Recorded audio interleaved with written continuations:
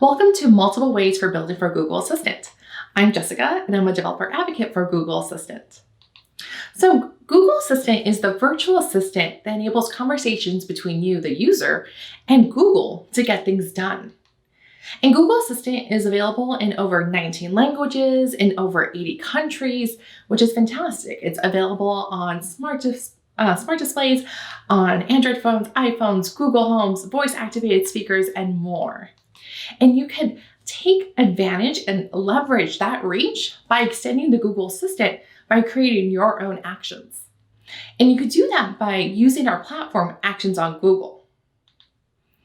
And since everyone has different needs and different resources when it comes to your own products and your own brands and your own projects, we've actually divided and organized the ways to build around the different mechanisms of resources that you might have. So let's go into each of those. And we're going to start off with content actions. And so if you already have a website, a podcast, recipe list, what you could do is you can actually optimize those efforts by extending them to Google Assistant. You can structure your websites so then Google Search could consume that data and be able to surface it to your users. You can think of the same thing with Google Assistant. And so all you have to do is just add in schema.org and structure your sites in a way that Google Assistant can also understand and consume and be able to deliver your content. And so these type of categories usually fall in the buckets of like FAQs, how-to guides, news, podcasts, and recipes. And all you have to do is just add that structured data markup to make your content available in a richer way on search, which will also apply to having all that content being delivered on Google Assistant too. So here's just an example of a podcast where they're just using RSS and being able to add in that structured data so that it could be optimized to work both for search and for the assistant. Next thing is app actions. And so app actions is a way that you could extend your Android apps. And when it comes to Android apps, there's a lot of cost when it comes to driving for app installation, as well as having users re-engage. And so to optimize for this, or at least one of the reasons why this happens, is there is a sea of icons most likely on your phone, because I know that's how my phone is too. And so what you could do is, how can we bypass that step? So then your users, makes it easier for them to not having to remember what does your app look like and being able to find it in this sea. And so with app actions, it's a way to allow Android developers to use the assistant to kind of fast forward users exactly to the spot in a way that they could use just their voice, which is great. So to highlight this, what we're going to use a fake example called S'mores. And this is a niche delivery s'mores company that we've made up. And so you can imagine some of the steps that might happen is the user would have to go and try to find the icon, and then they have to select all their options that they like. So things like the cracker, the marshmallow, pick your chocolate. How toasty do you want it to be? And how many do you want? And that's a couple of steps for the user to go through to be able to go into the order. It's a lot, it's long. But another way that you could do this is you can actually implement app actions and make this faster for your users. And what that means is your user can say naturally with their own voice that they would like to order one medium roasted chocolate marshmallow s'more, and that way that information all gets put into the your Android app, and it opens up the confirmation page right there for the user with all the parameters provided, which is fantastic. So it's a lot easier for users to use your Android apps. And of course, when it comes to ordering, it's not about just app actions. There's a couple other examples. So let's check out what Nike has done. So you can actually do where you could talk to the Nike app and just say, start a run on Nike Run Club, which is great. You can also do other things like send money using this application or order things through these other Android apps too. And all of this is possible by using built-in intents. And so these are ways that you can, as the Android developer, let Google know that you have these functionalities like order food or start an exercise. And that way it gives Google ability to kind of hook into, okay, these are the functionalities that the user can have, as well as you want to be able to provide what parameters the user will need to get from the user. And then as well as what's the fulfillment URLs? Like where should this go to once I grab all these parameters too? So you could use built-in intents, and we keep adding many more as time goes by. We have over 30 built-in intents too across 6 different categories, which is great. So there's a plethora of different intents that you could potentially use with your actions. And this is just an example of an XML file using the built-in intent for order menu. And so here you could see that we're using an intent name of actions.intent.order menu item. And that's a built-in intent that we have provided. So you could use this so then users can order from your menus. And that's just an example using this built-in intents. Another thing you could do is use Android slices. And so there might be times where you want to provide your user quick inline information or an answer about something like a confirmation of an order. And so you could use Android slices to provide that information in a nice, easy way so then users could just get updates fairly quickly, which is great. And just a note, when it comes to the built-in intents and items like this, Google Assistant is handling and managing all of the NLU. And so you're not having to worry about how users might ask about this content when you're using built-in intent in Android slices. So let's move from Android to smart home. And with smart home, it's all about integrating with hardware. And so if you're interested in home automation, you could do this through our smart home integration. This provides you a home graph, and the home graph knows the state and capabilities of all the connected devices.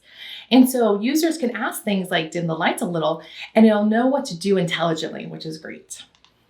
And so one of the best parts is when it comes to the natural language understanding, similar to with Android and built-in intents, Google Assistant will handle all of this for you. So if somebody says make it warmer, turn on and off the lights, setting those particular parameters, like I want this temperature, it will pass that data on to you as a parameter, and you could use that as well. So here's an example of our traits and types that we have to offer. Types are the actual type of hardware. And so you can think of these like the windows, lights, fireplaces, blinds. And so these are the actual hardware elements. And then there are traits, which these are the properties or characteristics of those. And so you could have something where the lights are on or off, but then you can also have the lights be dimmable. So that might be a different status or different trait that you might want to check as well. And we have lots of those, so please check out our docs to see the latest ones. And so let's go into how to integrate. So in order to integrate your device with Google Assistant, developers need to provide their own cloud service for users to register and manage their devices. The Smart Home Action platform then integrates with the cloud service using a series of webhooks to access and control these devices. Something that's really cool that we launched about a year ago is our local SDK, our local home SDK. And this is done through the Wi-Fi. And so devices on local networks can be discovered and controlled with local protocols, which helps reduce cloud transaction costs, which is fantastic. And finally, if you want to build new, rich experiences for your users, you would build conversational actions. And so similarly to how Smart Home is structured and the rest, the user will send a request, Google Assistant will process that. And unlike with Android and with Smart Home, where there's the built-in intents or the types and traits where they're already defined and Google's handling that natural language processing, Google Assistant will handle the text-to-speech and give you the text of the user. And then it's up to your action to process that and figure out what to send back. But your action would figure it out, send a response back to Google Assistant, and Google Assistant will deliver that to the user. But for example, if a user says yes, that's pretty straightforward. If in your interaction, the user says that, you can parse that out fairly quickly, right? But what about all the variations of yes, like I agree, go ahead, and so much more? You'll need a tool to manage all of these variations. And so you'll need a natural language understanding, or NLU, to help process your user's information. And you do that by identifying the different intents your user may want to do, like expressing a yes intent or a no intent, or how many players are going to play a game intent. And once you've identified that, you'll need to provide training phrases for each of these intents. And that way, Google Assistant can understand and know, okay, when we're talking about the yes intent, it encapsulates all of these variations of yes, and it'll build on to more. And so now let's update that diagram. And so the back and forth conversation with your action is done this way, where the user's input gets sent. Google Assistant will process that with its NLU, send that information to your action. Then your action uses that to generate a prompt and then sends that prompt to Google Assistant, in which Google Assistant delivers that to your user. But how would you know if the user that's saying yes, where they're saying yes in the conversation? Are they saying, yes, I want to play the game, or yes, I want to drink the magic potion in the game? You can't just have these intents kind of flying around. You need to organize them somehow. And so managing the conversational model of your for your action is key to generate the appropriate prompts. And you could use Actions Builder. An Actions Builder is a web-based IDE that's fully integrated into the Actions console. You only have one window to build your actions now, which is great. And so you could design your conversation flows in a way that's visual, and it also supports and actually has improved the natural language understanding when it comes to processing your user's input. It also includes an inline editor, so you could have responses be built dynamically using a webhook as well. And so with Actions Builder, it processes the user's input and does either intent matching or slot filling when it comes to types. And so you're able to pull out the pieces of data when it comes to a user's responses. And you use this new concept, or this different concept called scenes, to manage the logic. And so if an action gets started and the user says yes, the intent gets matched to the yes intent. But because it's on the start scene, it knows, oh, they're saying yes to start this game, not saying yes to drinking the potion. And then from there, it could transition you to the next scene to actually start the game, which is fantastic. And you could build prompts, of course, dynamically or statically using this tool too. And so scenes is a new concept for when it comes to action developers using our old tooling. And so let's dig into that a little bit. So scenes are these logical chunks of your conversational model, and they are the executors of your action. They do all the heavy lifting. They carry out the logic that is needed to drive the conversation forward. And so you can even think of these things, scenes, similar to scenes in a movie or a play. It's a way to modularize your action. And so you might have, again, the welcome scene asking that question, do you want to do this or do you want to do that? That has intents tethered to it. And so if a user says something, it could transition you over to the next scene. An interesting thing too is your scenes can ask and collect data using slots. And so this is a way, if your slot gets filled, a scene can transition to the next scene. Similarly, you can think of this as ordering. You have filled up, we have all the information of, let's say you're buying a dress. We have what size that you want. Cool. And then we transition you over to actually be able to purchase this or be able to do the delivery information. So you can think of it like that. And scenes are really flexible, allowing you to do some really cool things. But all scenes run in a loop. And this flexibility is great. And the execution life cycle is something that we should kind of parse into and dig a little deeper into here. So each stage inside of a scene are optional, but the flow starts with on enter. This is where you can add a prompt to the prompt queue or make a webhook call. Then conditions are checked, which are your if and else if statements that would check your session, user, or scene parameters. After that is slot filling, which will add a prompt to the next missing slot that's required. And then it's the prompt stage. And this is where the prompt queue is delivered to the user. And then once the user responds, the user's input is going to be processed, and it'll either match the slot if that was required. It'll loop back up to conditions to check if conditions are met. And if not, we'll continue that loop. And if the user's input matches the intent, then the intent handler's process. And if there is not a transition, it'll go back to conditions and follow the loop.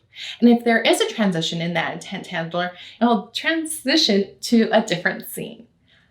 Complementing our Actions Builder is our Actions SDK, which gives you a file-based representation of your action and the ability to use your local IDEs. The best part is that it works alongside our Actions Builder. And this includes all the configurations, resources of your action, including support and internationalization. And so you can build using Actions Builder, then pull your project down locally, make changes, and push those changes to Actions Builder, allowing teams to work in their preferred tooling, which is great. We've also improved our simulator, which provides execution logs within the request and response data to make it easier to debug your action. And these are organized by the scene, by the interaction between the user and Google Assistant. But then you could click on that and you could see the scene data. You could see what parameters are being passed, when webhooks are being called. And we've also added a state editor to make it easier to update and debug your content by making those changes in the scene editor. So you're not having to go through the whole flow. You can connect things a little easier or make it seem like the user's already done XYZ. And that way you can go directly to where you want to test within that conversation flow. Actions Builder and Actions SDK provide the conversational components of your action, but you can add other elements to enhance your user's experience. You could use interactive canvas, so you could build rich game experiences that provide detailed visuals for your conversation. And the great thing is this is all built using a web app. So HTML, CSS, and JavaScript is all you need to be able to create a web app, and Interactive Canvas API will connect that web app with your conversation and be able to have a voice-first experience when it comes to this action, which is really fun.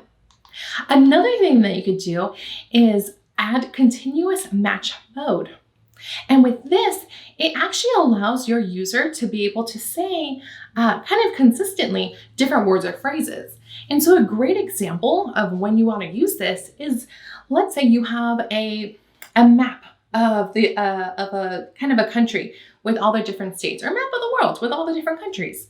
What you could do is display that using Interactive Canvas, so you have that nice visual, and allow the user to say the country names and be able to say that rapidly. And they actually can be able to process that and go, yes, you said Australia. Yes, you said China. Yes, you said Korea. Yes, you said Mexico. And be able to process that using continuous match mode, which is great. And when it comes to, from the developer's point of view, all you need to do is provide configuration that consists of the list of the exact phrases that the user might say. So if it's the example of a world map with all the countries, you would want to list out all the countries and provide that to the action. And so the Interactive Canvas web app can process that quickly for your users. Whoa, that was a lot that we covered today, but this was just to give you a breadth of the different ways you can build for Google Assistant. And we're really excited to be able to share all of this with you and have you build your first action.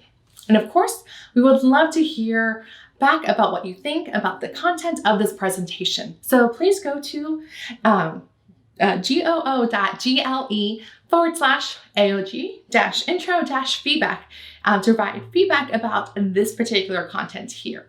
And of course, check out all of these links for docs for building with content actions, building for app actions, building for smart home, and building your own conversational actions. And if you're anything like me, I know I like to learn by actually having somebody walk me through. So feel free to check out our Code Labs, where it's a step-by-step guide on how to build in all of these narratives as well. And of course, if you want to stay up to date, follow us on Twitter, and use the hashtag AOGDevs so that we know all the cool things that you're doing. And if you want to have conversations with other AOG developers, feel free to join our Reddit community. That's where you can ask questions, answer questions, and just be part of the fun as well. Thank you so much.